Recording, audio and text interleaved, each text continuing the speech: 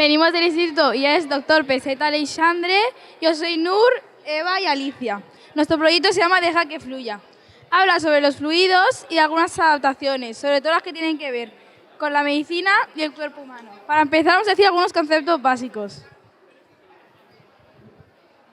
Fluidos son las sustancias líquidas y gaseosas. Se adapta al recipiente que los contiene. Presión es la fuerza dividida por la superficie sobre la que se ejerce dicha fuerza. Se mide en newtons partido metros al cuadrado o en pascals. Presión atmosférica es la fuerza que ejerce la atmósfera por cada metro cuadrado de superficie de la Tierra o de sus capas. Presión hidrostática. La fuerza ejercida en un cuerpo sumergido por la columna de agua que hay encima de él. Densidad, relación entre la masa y el volumen. Se mide en kilogramos partido metros cúbicos. Presión en un fluido. Presión ejercida por las moléculas del recipiente que las contiene. Vamos a explicar la presión hidrostática.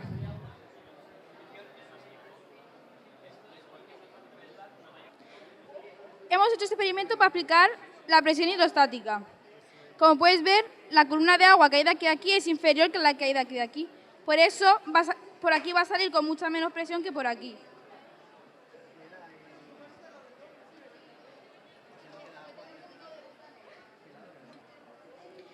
Y estos son unos vasos comunicantes, que son diferentes tubos de diferentes formas que tienen un fondo en común.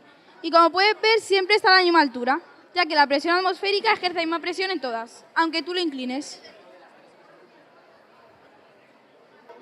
Esto es un tubo en forma de U, que si hubiésemos echado solo un líquido estaría a la misma altura, pero como he echado líquidos de diferente densidad, el que tiene menor densidad, en este caso el aceite, está por arriba. Hemos hecho este experimento para calcular la densidad del aceite. Para ello hemos calculado la altura del agua y la altura del aceite, y la hemos plasmado en una tabla. Hemos calculado la altura del aceite y la altura del agua, y después hemos calculado la densidad del aceite, suponiendo que la densidad del agua ya la sabíamos. Hemos calculado la media y después hemos calculado el error absoluto, que se define como la diferencia entre el valor medido y el valor real. El valor medido es 913 y el valor real 915. Y después nos ha dado 2 kilogramos partido metros cúbicos. Después de eso hemos calculado el error relativo, que es el cociente entre el error absoluto y el valor medido. Se expresa como un porcentaje, por eso lo multiplicamos por 100. Y nos ha dado un 0,22%. Para explicar el comportamiento de los fluidos podemos utilizar estas dos fórmulas. Esta es la ecuación de continuidad, que es una ecuación de conservación de la masa. Nos dice que en un mismo intervalo de tiempo tiene que pasar el mismo fluido por esta parte que por esta. Al tener mayor área transversal que esta, el fluido tendrá que ir más lento, porque tiene que pasar la misma cantidad de fluido aquí que aquí en el mismo intervalo de tiempo. Por lo tanto, a mayor área, menor velocidad. Y este es el teorema de Bernoulli, que es una ecuación de conservación de la energía. Esta es la ley de conservación de la energía, que habla de trabajo, energía potencial y energía cinética. Y la reconvertimos para que se acople a las magnitudes que se utilizan en los fluidos. Escribimos presión, densidad, volumen y velocidad. Gracias a las ecuaciones de Bernoulli y de continuidad podemos describir el efecto Venturi. Este es un tubo de Venturi, que es un tubo que tiene un estrechamiento en su sección transversal. En el tubo de Venturi, el punto 1 y el punto 2 están a la misma altura. Por lo tanto, el segundo término, que es el que hace referencia a la energía potencial, se anula, ya que es el mismo. Y nos queda así. La ecuación de continuidad nos dice que a mayor área, menor velocidad. Y si lo comparamos con el efecto, la ecuación de Bernoulli, podemos sacar que a menor velocidad, mayor presión. Por lo tanto, cuando tenemos más área, hay menos velocidad y más presión. El efecto Venturi se puede ejemplificar con esta hoja de papel. Cuando yo soplo encima de esta hoja, lo que voy a hacer es acelerar el aire que pasa sobre ella y habrá una caída de presión que va a hacer que se eleve. El efecto Venturi explica, por ejemplo, cómo vuelan los aviones. Las alas de los aviones no están rectas, sino que están inclinadas. Esto se hace para que el aire por arriba pase más rápido que por abajo. Al pasar más rápido por arriba, se produce una caída de presión que hace que se eleve, y esto se llama fuerza de sustentación. Vamos a comprobar el efecto Venturi con algunos experimentos. Aquí tenemos dos latas suspendidas por un hilo. Si soplamos entre ellas, podríamos pensar que van a separarse, pero lo que realmente pasa es que al acelerar la velocidad que pasa entre ellas, se hace una caída de presión y las latas se juntan. Lo mismo ocurre con esta bola. Si yo ahora paso el chorro de aire del secador, lo que va a hacer es producir una corriente rápida de aire que va a provocar una caída de presión y por lo tanto la bola se va a quedar pegada. Luego tenemos esta otra bola. Si yo la coloco sobre el aire del secador, podríamos pensar que saldría volando, pero lo que realmente pasa es que al ser abajo pasar más rápido el aire que arriba, la presión disminuye y se queda suspendida en el aire. Y pasa lo mismo si la inclinamos. Una de las aplicaciones del efecto Venturi es para los pulverizadores. Al apretar en la parte de arriba, estamos generando una corriente rápida de aire que lo que hace es succionar el líquido que hay abajo, ya que hay aquí una caída de presión, y las lanza. Y lo vamos a recrear con este secador. Por último, tenemos este tubo de Venturi que hemos fabricado en nuestro instituto con un soplahojas y unos tubos de PVC. Como el área de este tubo es menor que la de este, el aire pasará más rápido por aquí que por aquí. Y por lo tanto, aquí habrá una menor presión y la bolita se quedará pegada, y aquí habrá mayor presión y la bola se elevará un poco.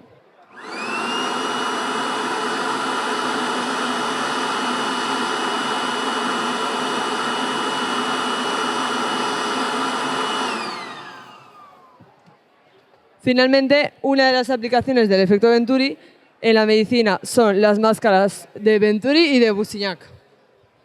Esta es una máscara de Venturi que nos permite regular la cantidad de oxígeno que queremos que reciba un paciente. Pongamos que, por ejemplo, queremos que reciba un 26% de oxígeno. Conectamos esto a la toma de oxígeno de la pared. Como este tubo es muy fino, el aire pasa muy rápido y hay una caída de presión que hace que por este orificio se succione aire de fuera. A medida que vamos aumentando el porcentaje de oxígeno, digamos un 31%, el orificio se va haciendo más pequeño y succiona menos aire de fuera. Y esta es la máscara CPAP de Bousignac, que nos permite meter oxígeno a presión en los pulmones de un paciente, por ejemplo, si tiene un pulmón encharcado.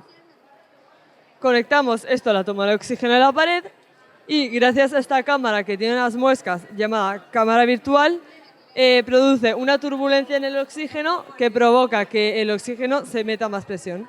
Y tiene esta otra toma en la que podemos conectar un manómetro para medir la presión a la que estamos metiendo el oxígeno o conectar un tubo de aire del que respiramos normalmente. Finalmente pasaremos a hablar sobre los tipos de flujo, que se dividen básicamente en el flujo laminar, que consiste en que el agua está formado por capas que si van lentas pues irán de forma paralela. Y luego está el flujo turbulento, en el cual el agua irá mucho más rápido, por lo que las capas del agua serán mucho más caóticos y se irán mezclando entre ellas. Para poder caracterizar los tipos de flujo, utilizamos el número de Reynolds, el cual se calcula con esta fórmula, que consiste en la densidad por la velocidad por el diámetro entre la viscosidad, que en este caso la densidad son 1000 kilogramos partido metro cúbico. La viscosidad del líquido a 20 grados ambiente son 0,001003 kilogramos entre metro por segundo. El diámetro de nuestro tubo son 12 milímetros.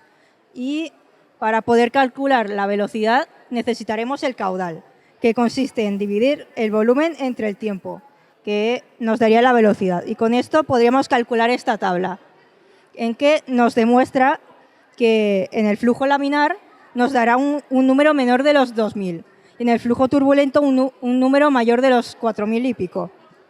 Y si nos da un valor entre medio, sería un flujo de transición, en el que va cambiando entre flujo turbulento y flujo laminar. Por ejemplo, tenemos este experimento donde podemos ver que en el agua está formada por capas, ¿no? Y como ahora mismo va lento, podemos ver los hilos que van a través de todo el tubo. Pero si abrimos del todo, sería un flujo turbulento y el agua se difumina muy rápidamente con el agua, por lo que el colorante ya no se ve. Una de las aplicaciones de los tipos de flujo en la medicina son, por ejemplo, los sonidos de Korotkov. Normalmente la sangre fluye por nuestras venas de forma con un flujo laminar, pero hay en ocasiones donde se convierte en un flujo turbulento. Por ejemplo, en la toma de la tensión arterial, donde obstruiremos la vena con el manguito, por lo que el diámetro de la vena quedará mucho más pequeño. Y según el efecto Venturi, pues el líquido tendrá que pasar mucho más rápido, por lo que se creará un flujo turbulento y creará vibraciones y roces que podremos oír con el estetoscopio. Finalmente tomaremos la tensión a nuestra profesora para poder demostrarlo.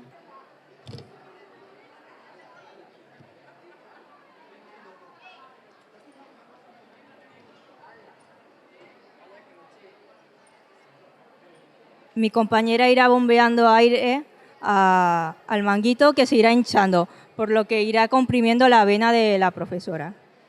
Hasta los 150, entonces iremos bajando.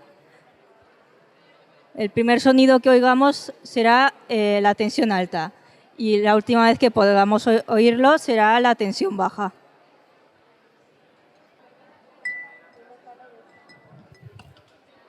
La tensión alta se ha escuchado a los 120 y la tensión baja a los 65.